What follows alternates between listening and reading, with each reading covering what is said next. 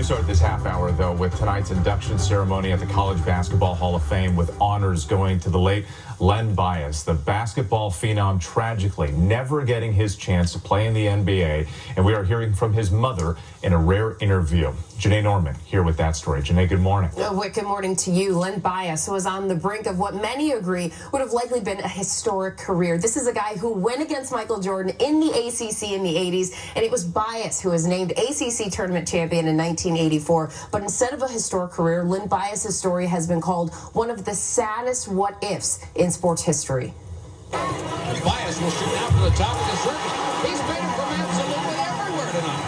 He was a first-team All-American. Len Bias with a great game. ACC Player of the Year back-to-back in 1985 and 1986, leading his University of Maryland basketball team.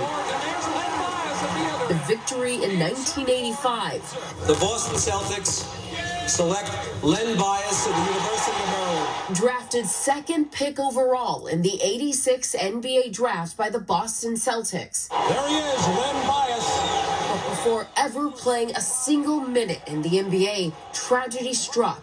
2 days after being drafted, Len Bias died of a cocaine overdose in his university dorm room. Dr. Lenice Bias speaking exclusively with GMA about her son's legacy and his bright future snuffed out before it even began. What I saw was my son.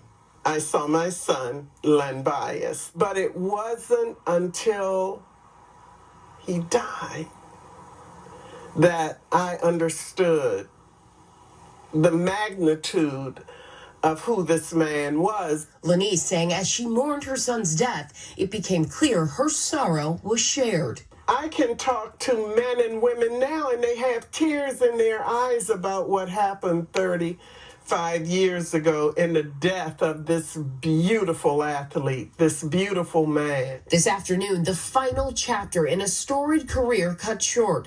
Bias will be inducted into the National Collegiate Basketball Hall of Fame just 3 days after what would have been his 58th birthday. Following his death, Maryland basketball coach Lefty Drizzle spoke to GMA about the university's star athlete. He's a great, fierce competitor on the court, and off the court, he was a great guy. He had a lot of friends, and he worked hard. Now, after all that time, Bias being memorialized as one of the best to ever play the game, proving, as the saying goes, that legends never die.